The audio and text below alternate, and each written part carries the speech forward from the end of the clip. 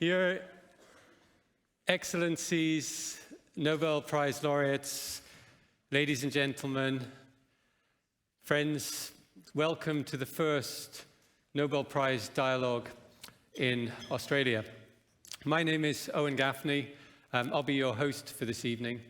That was the incredible Dobby, and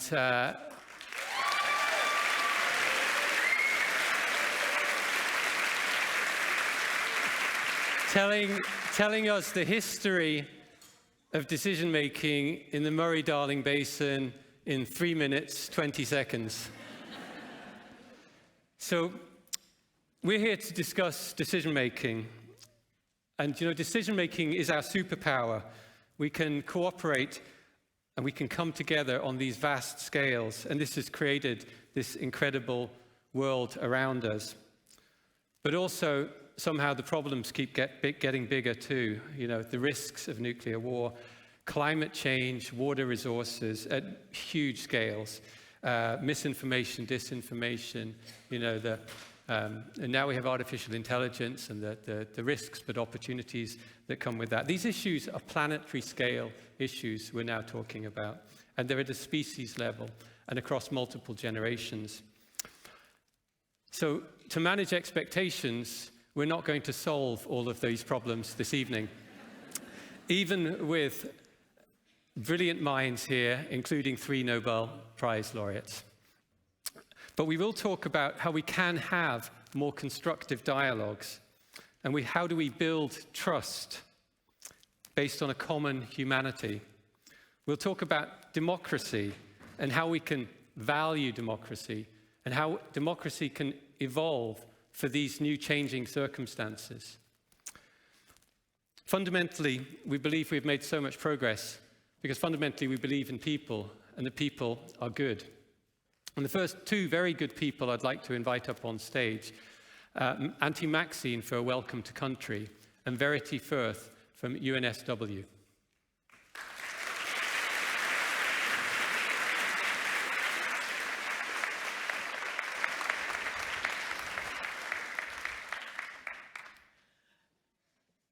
Nuggambi, Nuggambi, Nuggambi, which means welcome, welcome, welcome, or hello, hello, hello in Dharawal language. My name is Auntie Maxine Ryan, and I'm from the Aboriginal community of Botany Bay, and I belong to the Dharawal Nation. But I would like to acknowledge the Bidjigal, the Gadjigal clan, the land we're meeting on today, and acknowledge my elders, past, present and those emerging, and any Aboriginal or Torres Strait Islander people that are here this evening. I welcome you all here and acknowledge why we're still here, because of my elders, my ancestors, all the hard work they've done for us to keep on surviving. We are the oldest culture in the world. We're over 65,000 years old, and that's why we're still standing here today, because of my elders and my ancestors taking care of the land, the water, because the water's very important to me too, not just the land. As I grew up on a mission, we got our rations and everything else, but we still had the tucker there. We had the bush tucker and we had the ocean. And that's why it's my job to look after the water and to look after the land and be there for them, because that's where they live. They live on the land and that's where they come from. And it's just the same as the ocean. And we are here and caring for it, as we do every day. And because I'm passionate about going into schools and acknowledging the young generations, I love acknowledging them, because all the hard learning that they do lots of hard learning on looking after the land and the water too. And as I do all the time, I welcome all different cultures into Australia. They become Australian citizens, and we teach them about the land and the water. And the children, they put their hand up because they might come from that family of that background to become Australian citizens. And they tell me their stories, and I love listening, because I'm listening and learning about their culture, and they're listening and learning about my culture. And we're all living together as one in Australia, as Australia is a multicultural country. And as I say to them, everywhere you go, you will be walking past or sitting next to some other culture. So you must respect them, because we are different. We look different, we smell different, we eat different food, we talk different languages, we wear different clothes. And that's what I teach the children about, that big word, respect. Respect each other's cultures, as we are different. But we're still here in Australia living together as one, and we're sharing each other's cultures. As my family is a multicultural family. I have different cultures. I've got 7 different cultures in my family. So I understand a lot of cultures, and I'm still learning every day. And the children, they are our future. They are our leaders. They will be running my country one day. And we are all here today, and we are all role models for that young generation on all the hard work that we do. Whether you come to work, whether you come to university, you go to your communities, you are the role models. So keep that and cherish that, because them young generation, that's who they look up to. They look up to us. And I'm proud to be a role model for my community. And I'm proud that all the young children come up to me to talk to me, because they're learning, as we are their role models. And we are teaching them their journeys, because they are going to do lots of journeys as we have. On this beautiful land, Aboriginal land, always was, always will be. So I encourage them to take lots of journeys on this land and care for the land, look after the land, look after my mother, because it's my mother that feeds us. She feeds our plants, our animals, she makes our medicine, and that's how we survive, because we survive from the land, from the plants, from the animals, and that's how we all keep together and survive on what we do. And as I say to the children, I didn't grow up with plastic. I love learning to tell them, I don't want it, get it away. We can live without it.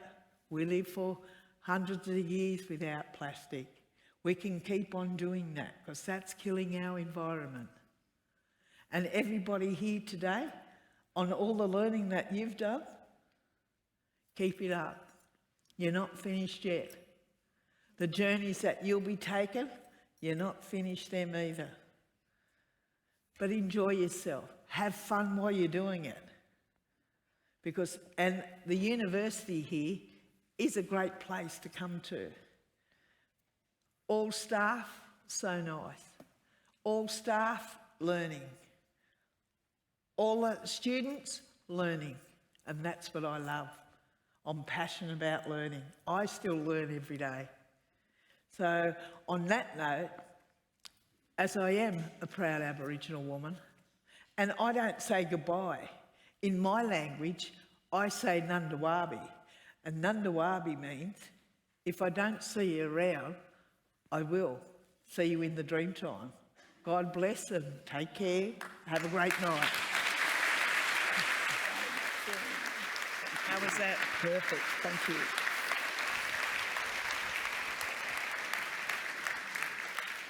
Thank you, Auntie Maxine, for your welcome to country and for so powerfully connecting us to the land on which we meet tonight.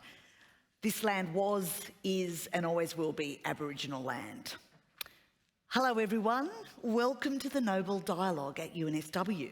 My name's Verity Firth and I'm the Vice President of Societal Impact, Equity and Engagement here at the University. It's my real pleasure to welcome you all here tonight. We are extremely proud to be hosting the first Nobel Prize Dialogue in Australia. And as you know, and we know, the Nobel Prize is given in recognition of extraordinary contributions to humanity through science, literature and peace. So it really is a privilege for our university to host some of the world's most incredible minds and critical thinkers and celebrate our shared commitment to making the world a better place. Tonight's event, and in order to make the world a better place, we're actually having an event tonight themed around the future of decision making. It's a topic that's especially meaningful today as we navigate the complex and new challenges around the future of our civilization.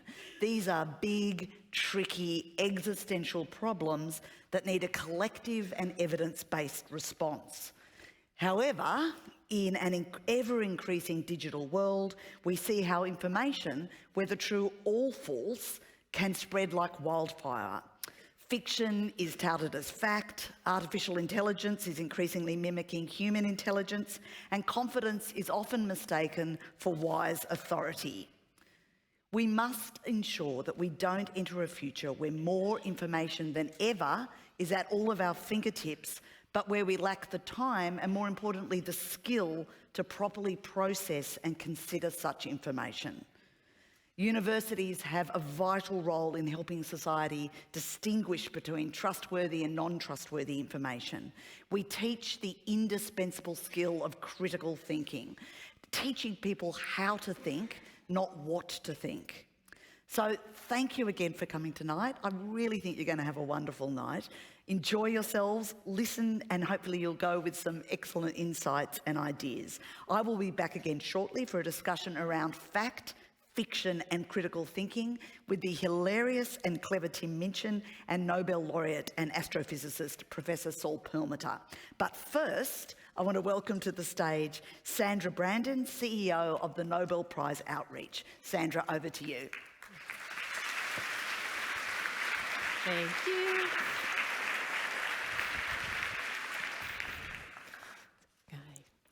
Your Excellency, Nobel Prize laureates, speakers, ladies and gentlemen, friends and colleagues. Welcome to the Nobel Prize Dialogue in Sydney. We are pleased to be here for the very first time, as you heard, at the Nobel Prize Dialogue in Australia. 2 weeks ago, we announced this year's Nobel Prizes. This is a historical milestone. Over 1,000 people or organizations have received Nobel Prizes since the first prize in 1901. The prizes this year have recognized the discovery of microRNA and its huge potential for improving human health. In literature, Han Kang was awarded the Nobel Prize in Literature.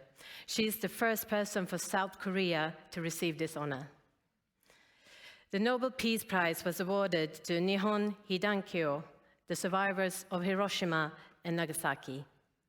For the first time, artificial intelligence was recognized, a historical milestone in both physics and chemistry.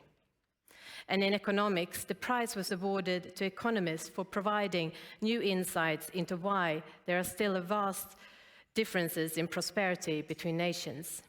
A big clue is the different types of institutions created by the European colonial powers. Many of the prizes link to the reason that we're here today to talk about the future of decision-making. It is a big year for elections worldwide, but democracy is in decline. Geopolitical tensions are rising, and artificial intelligence is likely to affect decision-making in profound ways. During the coming 2 hours, we will discuss what shapes our decisions and how we navigate the digital age. And I look forward to learning more about how our decision-making process can evolve to deal with global challenges in the future. The Nobel Prize is named after the inventor and entrepreneur Alfred Nobel. His vision for the Nobel Prize was to recognize the remarkable achievements and people who have conferred the greatest benefit to humankind. The Nobel Prize is about human progress. We who work with the Nobel Prize know that the Nobel Prize and the achievements of the laureates inspire young people all over the world. And that's why we facilitate dialogue like this one to show the importance of staying curious and open, but critically minded. Many of you that are here today are students, and we love to have you as our audience. Nobel Prize laureates again and again emphasize the importance of students, since the future lays in your hands. I dare to say that they are as thrilled to meet you today as you are to see them. I would like to give a special thanks to UNSW, to Verity Firth, Vice President for Center Impact, Equity and Engagement, Attila Rungs, Vice Chancellor and President, and to David Gonski, Chancellor. Nobel Prize Dialogue Sydney 2024 is organized by Nobel Prize Outreach and UNSW with the support of Nobel international partners 3M, ABB, EQT, Scania, and Stegra. And also special thanks to the Embassy of Sweden, Canberra. Now I have the great pleasure of inviting Nobel laureate Brian Schmidt to the stage. Brian was awarded the 2011 Nobel Prize in Physics, together with Saul Perlmutter, for the discovery that the universe is not just expanding, but the expansion is accelerating. This fundamentally changed our understanding of the universe. Textbook had to be rewritten. Since becoming a laureate, Brian has been a vocal proponent of climate action, reducing risk of nuclear war, and the importance of science in society. Brian has also served as the 12th Vice Chancellor of the ANU. So please give a big hand to Brian Schmidt.